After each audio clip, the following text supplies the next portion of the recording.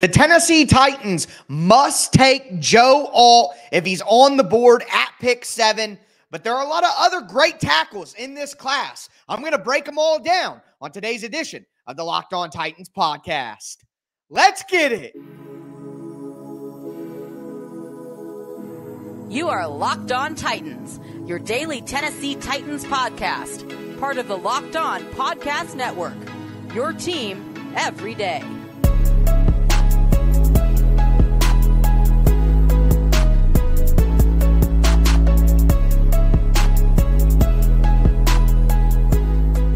Welcome to the Locked On Titans podcast. I am your host, Tyler Rowland. Titans fans, today's edition of the Locked On Titans podcast is brought to you by FanDuel. Make every moment more. Right now, new customers get $150 in bonus bets guaranteed. That's $150, win or lose. Make sure you visit FanDuel.com/LockedOn to get started. Today is the beginning of our 2024 Locked On Titans NFL Draft Preview Series, and we're going to start with the Tennessee Titans' biggest need of all, offensive tackle. Obviously, I am the leader of the Alt cult and think the Tennessee Titans should select Joe Alt at number 7 if he's available, but this is one of the best offensive tackle classes we have seen in recent memory. I'm going to go through 17 different prospects that could make sense for the Tennessee Titans on today's show. Before we dive in, thank you for making the Locked On Titans podcast your first listen each and every day. Remember, Monday through Friday, Tennessee Titans content all year round, always for free. Shout out to my everydayers tuning in Monday through Friday. Couldn't do it without you guys. This is the beginning of the NFL Draft Preview Series. I'm going to hit every single position by the time we get to the draft. We're going to go over 175, 180 different prospects with full breakdowns. You're not going to want to miss a single one. So again, make sure you get subscribed, stay subscribed, and I dropped my offensive tackle film breakdown video on the Tic Tac Titans YouTube channel. Going to put a link down below in the description to that video. Make sure you guys go check it out. A little bit of a slow start in response to that video. Like to see that pick up, so do me a favor, check that out. The content is free. Can't beat that. But of course, as I have said since December, if Joe Alt is on the board at number 7 for the Titans, they must take him over Malik Neighbors, over Rome Odunze, over any other offensive tackles, over any other position. The only position player in this draft that I would take over Joe Alt is Marvin Harrison Jr., and he is simply not going to be available at number 7. So Joe Alt is the top choice for the Titans. He is an elite tackle prospect, 6'8.5", 320 pounds, 34.25-inch arms, great height, great length. He's only 21 years old as well, and a 9.91 relative athletic score. This guy is an athlete, a former tight end who came to Notre Dame as a tight end and converted to an offensive tackle. Again, the length with the arms, the height that he has, the athleticism that he has, he is going to be a guy who is able to run block. He is a really good run blocker for a guy his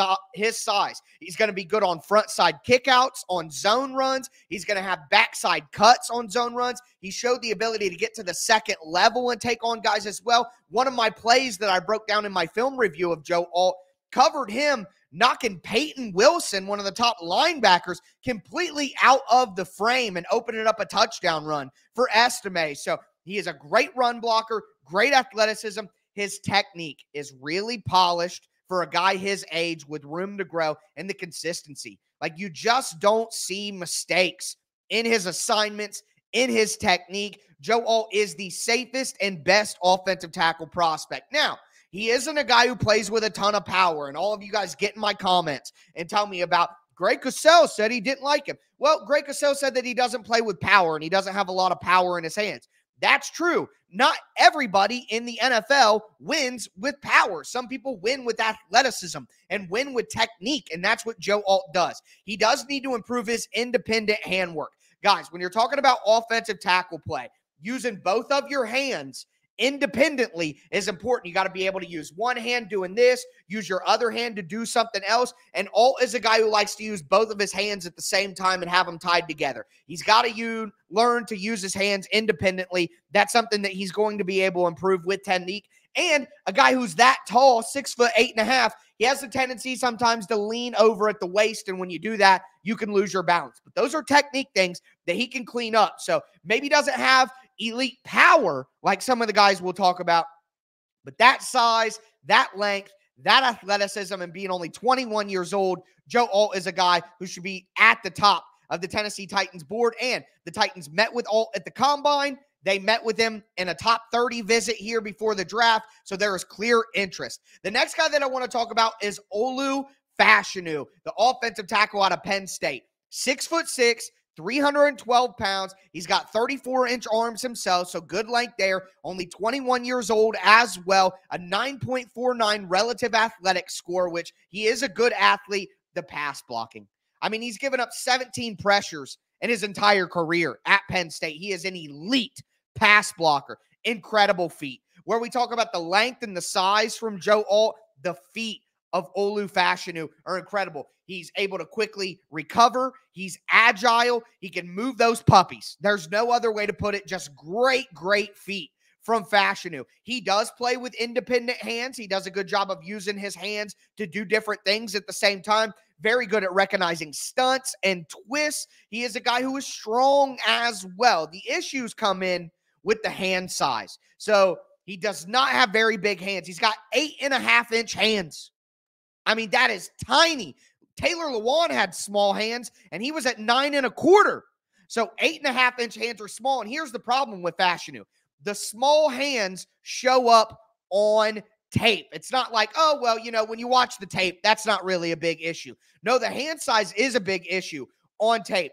His run blocking is awful. He is a terrible run blocker right now. His punch timing, when to punch guys with his hands, when to stab them with his hands, not good. No power in his hands, no knockback in his hands. He doesn't drive guys. He doesn't finish in the run game. He is purely a pass blocker. And maybe you can coach him up in the run game, and pass blocking is more important at the end of the day. But when you see the hand size being so small, as a guy who has small hands, I know the issues that can arise, all right? And then you add in what you see on tape, it's concerning. And his worst game by far was the Ohio State tape. The best talent that he faced, he got destroyed against Ohio State. And people say Alt had bad tape against Ohio State. Fashanu was a whole nother level of disappointment. So terrible game against the best competition he ever saw. The small hands, the absolute disappointment that he is in the run game. I see why people really like Fashanu because of the athleticism, the pass blocking, the nimble feet, moving those puppies, no doubt. But, man, there are some concerns in there, and that's why Joe Alt is a whole tier above everybody else. The next guy that I want to talk about is J.C. Latham. And recently, my opinion on J.C. Latham has changed from watching him on tape. 6'5", 342 pounds, 35-inch arms. We talk about the length of Joe Alt. J.C. Latham has longer arms, 11-inch hands. And again, the hands show up on tape. Great anchor from J.C. Latham. Like, he is so strong in stopping the bull rush. It's incredible what he's able to do with this anchor and his hands. Once he gets his hands on you and he gets a grip on you, you are done. And I show that in great detail on my film breakdown. Again, the film breakdown link is down below in the description. Please check that out. I put a lot of work into it. Would love to get some more feedback on that. Latham is powerful. He's nasty. He's only 21 years old, but there are problems. All right, one, guys who play with a lot of power, they have a tendency to lunge. They want to get on people as quick as possible, and they're used to driving guys away. You play against quicker, stronger, better athletes, and you're going to get off balance, and you're going to fall over. Also, you look at Latham, he gets beat inside quite a bit, and that's because he's not the most agile guy. With Fashanu and Alt, they're great athletes. They move their feet, very agile. So they don't rush to get outside to stop the edge rushers. Well, when you're a guy like Latham who maybe doesn't have the quickest feet, you want to hurry and rush to get to the outside so that you don't get beat on the edge. Well, the problem with that is if you go too quick, you're allowing yourself to be susceptible to get beat on the inside. So his inside punch, his hands are great, but he's got tight hips, doesn't have agile feet, has a tendency to lunge and get beat inside. Is he going to be able to hold up against NFL speed? We've seen a ton of Alabama offensive linemen bust in the NFL. And I've talked about this before, at 6'5", 340 pounds, not doing any agility or testing, no 40, no 3-cone, no short shuttle, all that stuff. Latham didn't do any of it. And guys who we've seen follow that path, Isaiah Wilson, Mekhi Becton, major busts. Christian Darrisaw is an example of a guy who didn't test, but still turned into a very good offensive tackle in the NFL. But again, with Latham, a lot of upside. Some teams will have him as their top tackle. But man, there is a ton of risk there. So I've decided that I got Alt, I got Fashanu, and then I got Latham as my top 3 tackles. But my 4th tackle is Talisa Fuanga from Oregon State, offensive tackle, 6'5", 324 pounds. Shorter arms, though, only 33-inch arms. That's the shortest arms that we've talked about so far. But 11-inch hands, I'm confusing him with Latham here. Big hands on Fuanga as well. A 9.71 relative athletic score. He's got great punch, strong hands, great strength. He is a nasty blocker. He wants to finish you. He's very consistent in his assignment. And if the Titans are going to be an outside zone team, then Fuanga makes a ton of sense. Front side cutoffs, front side edge set, backside cutoff, climb into the second level. Some people think that he might be a guard. I think he could play right tackle at the NFL. The slide quickness when he's like sliding to match edge rushers, not quite there. Doesn't have the range that maybe some of the better athletes do. His inside punch with his inside hand has to get better because, again, like Latham, these guys who are really powerful but not as quick, they tend to get overextended to the outside because they're worried about the speed, and they can get beat on the inside. So you need that inside punch and that inside hand to be very strong, and that's something that you need to see improve from Fuanga. I'd like to see him drive guys once he gets his hands on them a little bit more and actually stay connected. And he has strength, so he's been good with his anchor, but his technique with his feet needs to improve at the next level, where some of the more powerful guys at the NFL level are going to be able to drive him. Again, is he a guard? I think he can play right tackle, but it's fair if teams around the NFL have those questions. Those are my top 4 offensive tackles in the draft. Now I want to get to my next 6 offensive tackles in this draft, including Armarius Mims and Patrick Paul, some other names that people really like. A very depthy, lengthy Locked On Titans offensive tackle preview here. We're getting into the next group of guys. Before I do want to let you guys know that today's episode is brought to you by FanDuel Sportsbook. It's playoff time in the NBA and the NHL.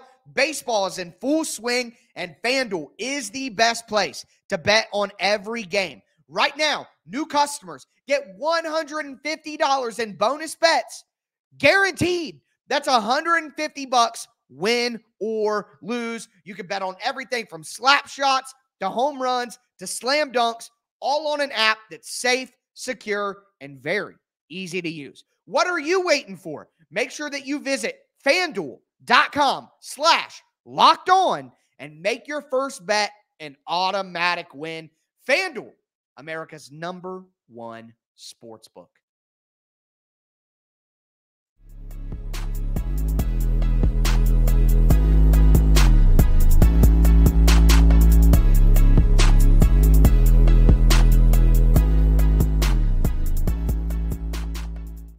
Titans fans, let's continue today's NFL draft preview. We're talking about offensive tackles. I went over my top 4 tackles in the first segment. You got Joe Alt, Olu Fashanu, J.C. Latham, and Talisa Fuanga. Now I'm going to dive into the next group of tackles. So all of those guys I would take somewhere in the first round. I want Joe Alt at 7. If the Titans trade down a little, you could look at Fashanu or Fuanga or Latham. But now we look at day 2.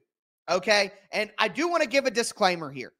Jordan Morgan and Troy Fautanu are not names that you're going to hear me talk about today. I look at them as interior players. They are guards, in my opinion. So I do not consider Jordan Morgan or Troy Fontanu from Washington. I do not consider them offensive tackles, so I will not be talking about them today. Moving right along, though, I got to mention Armarius Mims from Georgia, and I'm going to be quick about this because Mims, to me, is off my board. I'm not taking him, period. All right?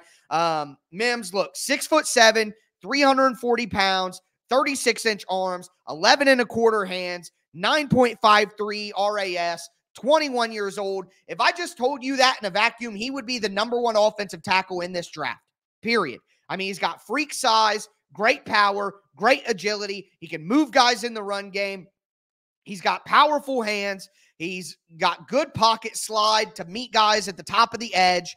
Look, I get all that, but he's only had 8 starts in his college career. The dude is always hurt. Like 800 snaps, period, in his college career. He is always hurt.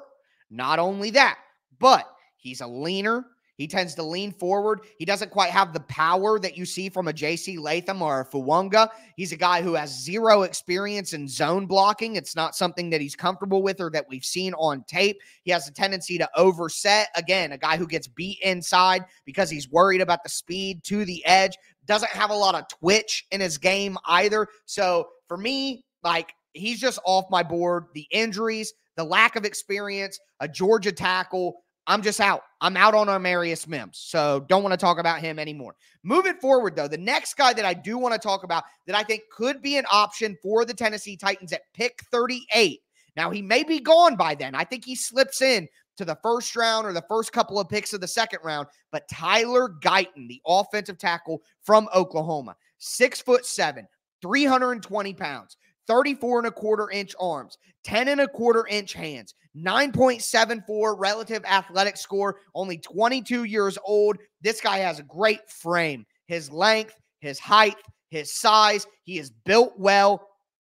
Great athlete as well. Good speed and quickness, strong grip. He's got patient hands when he's fighting with edge rushers in pass protection. And that's very important because you can't shoot your hands too early and be impatient or you're going to get beat. And basically you're going to give away your moves to your opponent. So really like Tyler Guyton here. He's got the ability to recover. He's got the ability to mirror. Think about a basketball defender guarding a ball handler and being able to stay with him and not get shook. He has the ability to mirror pass rushers, and that's very important. So Tyler Guyton has a lot to like. The problem is not very good technique. He's got to get better in his technique with his hands and his feet. He doesn't have much power in his punch, like when he's trying to stab his hand against the chest of a defender in pass protection. That's stuff that he needs to improve on. He's not a guy who plays with great finish in the run game either. Doesn't really have that mean streak, that nastiness. And in Oklahoma's offense, there's just not a lot that's translatable to the NFL. They don't play an NFL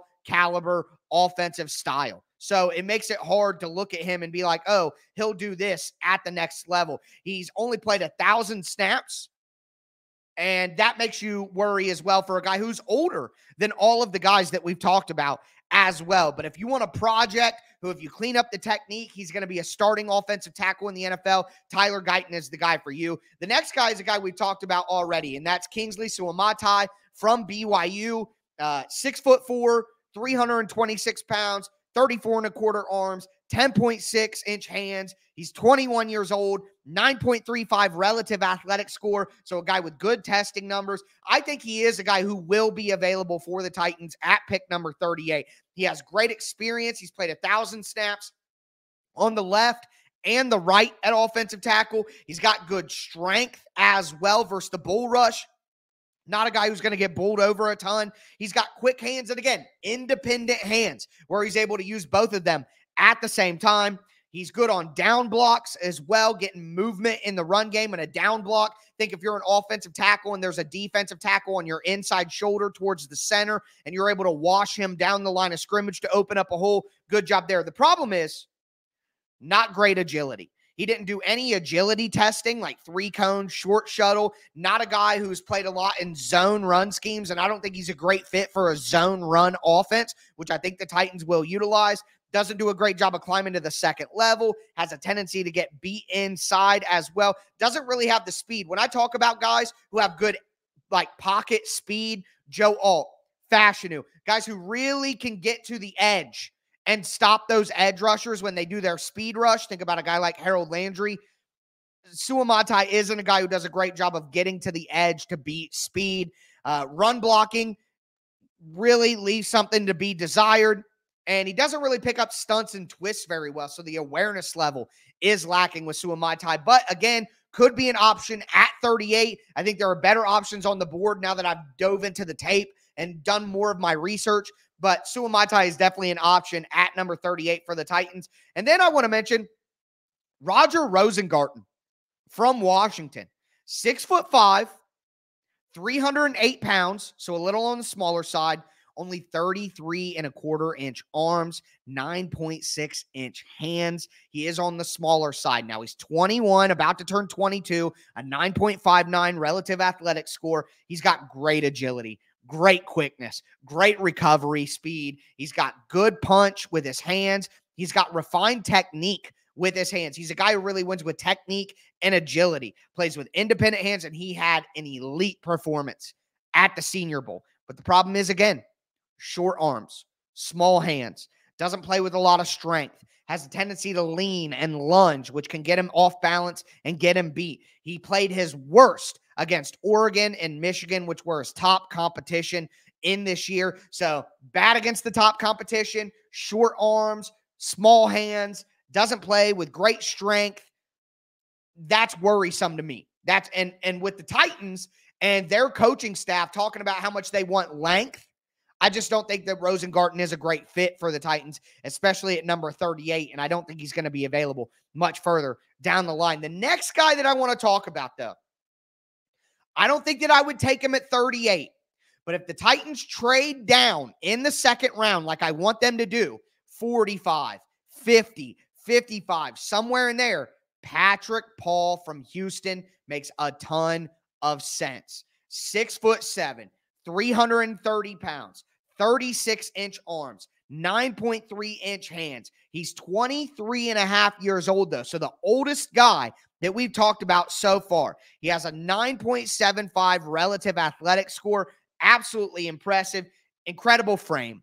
Long arms, great height, great size. And for a guy that big, he is agile. He is a smooth mover in the pocket, making that pocket depth, mirroring the edge rusher to the back end of the pocket. He can do that very well. He climbs to the second level very well with mobility and agility, and he's only given up 9 pressures in 2023.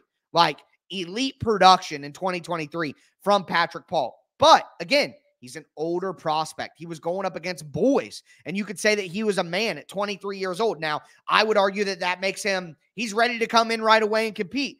He doesn't play with great technique, though. So when you have a guy that old who really needs technique work with his base and with his hands and his punching, like, that's worrisome. That's concerning. He played in college for 5 years, and he still has technique issues that are the biggest issues in his game. He doesn't play with nastiness. He doesn't finish in the run game. He doesn't have a lot of power in his punch. Again, these tall guys can get to lean in and get off balance. That's a concern as well. So there's a lot to like with Patrick Paul, but the things that you don't like about Patrick Paul, definitely concerning. The last guy that I want to talk about here is Kieran Amagaji. All right. The little-known offensive tackle prospect out of Yale, an Ivy League guy.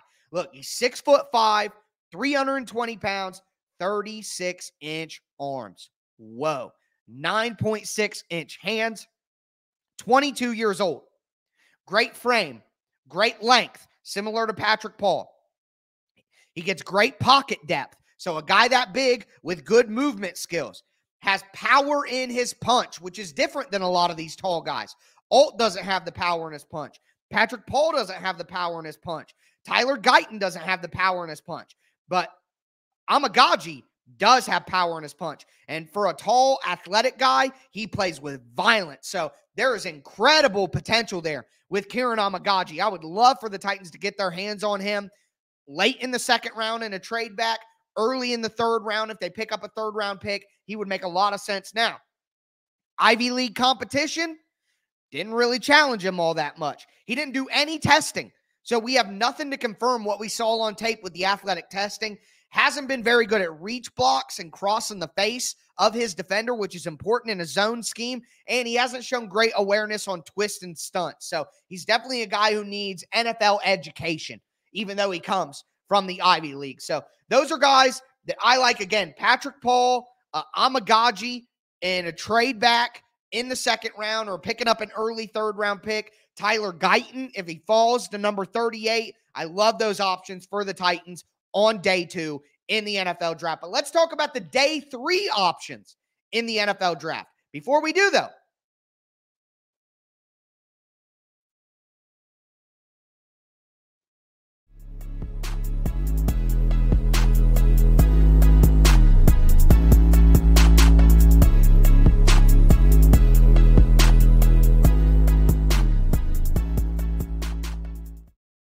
do want to let you guys know that today's episode is brought to you by FanDuel.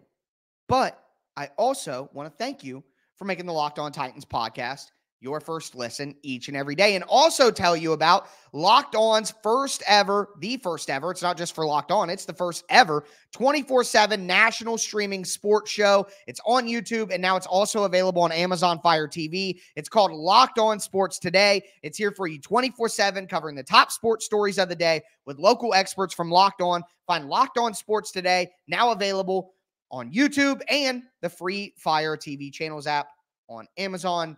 Check out my offensive tackle film breakdown. It's on the Tic Tac Titans channel. Description, or the link to it is down below in the description. Guys, this is a jam-packed episode. If you're somebody who is constantly asking me for these episodes to be longer, well, today is for you. My bosses may not be happy, but offensive tackle is just too important for us not to spend a ton of time breaking down these prospects. I've gone over my top 10, my top 11 offensive tackles in the draft for the Tennessee Titans. Now I want to look at guys who will be available on day 3. We're talking about round 4, round 5, round 6. And number 1, we're going to start with Joe Alt's teammate, Blake Fisher, out of Notre Dame, 6'5", 310 pounds, 34 3/4-inch arms, 10-inch hands, 21 years old, a 7.72 relative athletic score. He is a well-built offensive tackle. He's got good size, good thickness, thick arms, long arms. He plays with good technique. Like, it's funny that Joe Alt is a two-handed stabber, but you look at Blake Fisher, he's got a variety of hand work. He's got a variety of jump sets, like when the ball is snapped, are you jumping out at the edge rusher to try to get the jump on him? Are you moving backwards to try to make sure you get depth? He does a variety of things in both of those areas that shows advanced technique and understanding. Got good pop in his punch when he goes to stab offensive linemen. Good anchor as well. He drives guys in the run game, but not very agile. And the 7.72 relative athletic score is clearly a step down from all the 9s that we talked about in the first 2 segments. So no agility concerns. Will get beat inside by quicker guys. Plays with high pad level, which means guys can get underneath him and drive him back. Sometimes when he's punching, like I said, he's got good technique and a good variety in his punch, but his punch can get kind of high, and then he can get people into his chest underneath. Gets beat with inside moves. Like I said, that's something that he needs to work on. But later in the draft, if the Titans want to take a chance there, they could. I personally would pass on Blake Fisher. I don't think he's a good fit for the Titans, but a guy who I do think is a great fit for the Titans on day 3 is Christian Jones out of Texas, 6'5", 305 pounds, 34.5-inch arms, 10.6-inch hands. He's another guy who's an older prospect. He's basically already 24 years old, 6.04 relative athletic score. I like the experience, though, from Christian Jones. I like the fact that he has the most snaps, or maybe not the most, but he's up there. Yeah, I actually recall it. I think he has the most snaps of any offensive tackle prospect in this draft. Great experience. And if the Titans are drafting an offensive tackle on day 3 and looking to get somebody who could potentially be a starter right away, Christian Jones is a guy who's an older prospect, who's in his man body now, not his boy body. And I think that Jones would be I could see Christian Jones being the starting right tackle for the Tennessee Titans from day one with the experience that he brings to the table. His size, his length, his strength. If you just look at a picture of Christian Jones, you could tell that is a strong man. He plays with independent hands, which I've talked about is very, very important. Run, block, power. This guy is going to drive you in the run game. Plays with great finish. He's a nasty player who will end you and put you on the ground. Great anchor. And you want to talk about a guy who fits in zone running? Front side edge setting, backside cut blocks, reach blocks, getting to the second level. He could pretty much do it all from an outside zone perspective. Now, I will say when it comes to the second level part, he's better at all the line of scrimmage stuff. Reach block, front side edge, backside cut. We're talking about the second level. He can get there, but making sure that he stays on you, making sure he doesn't whiff on those. That's something that he has to improve on.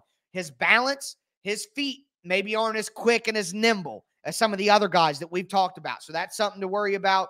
How quick he can get back in his pass set to deal with speed from an edge rusher. That's something that's concerning. And he doesn't have great change of direction burst either. So he may not be the most athletic offensive tackle, but that experience, that size, that strength, that length, his ability in zone run schemes, I think he would be a perfect fit for the Titans on day 3. Another guy who I've talked about a ton, who I think would be a perfect fit for the Titans on day 3 is Javon Foster, the offensive tackle out of Missouri. I just talked about Foster on Mock Draft Monday, 6'5", 313 pounds, 34.6-inch arms, 9.6-inch hands. He is 24 years old, though. He spent 6 years in college. He was a COVID guy, so he's had a ton of experience. He's an older prospect. That's why he's going to fall to day 3 of the NFL draft. Maybe not the most athletic guy, a 6.62 relative athletic score, but what a perfect fit in the zone game. Again, reach blocks, front side kick, backside cut. Javon Foster, I said Christian Jones is good at that stuff. Javon Foster is even better at that stuff. Very powerful punch. And again, like Christian Jones, you talk about the experience, 2,700 snaps in college at left tackle. So getting this guy on day 3 of the NFL draft, you might have yourself an immediate starter because of the experience he had playing in the SEC. Now, he doesn't get great pocket depth. He's not the most nimble athlete. He doesn't have great speed to get to the edge against edge rushers. Again, not the best athlete. Run blocking when he's on the move can be hit or miss, and he's got to work on getting better with his outside hand. And that, again, is part of the problem of he gets beat to the outside with speed.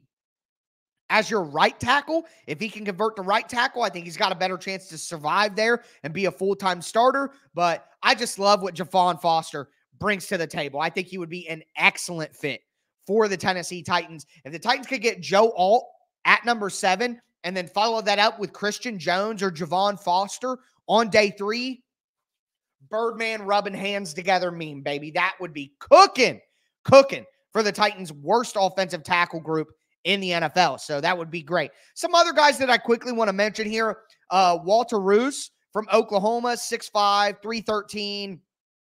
Again, not the most agile guy, but plays with good power, has a good frame. Caden Wallace, I believe from Penn State, the opposite of Olu Fashanu. I think he could be an option.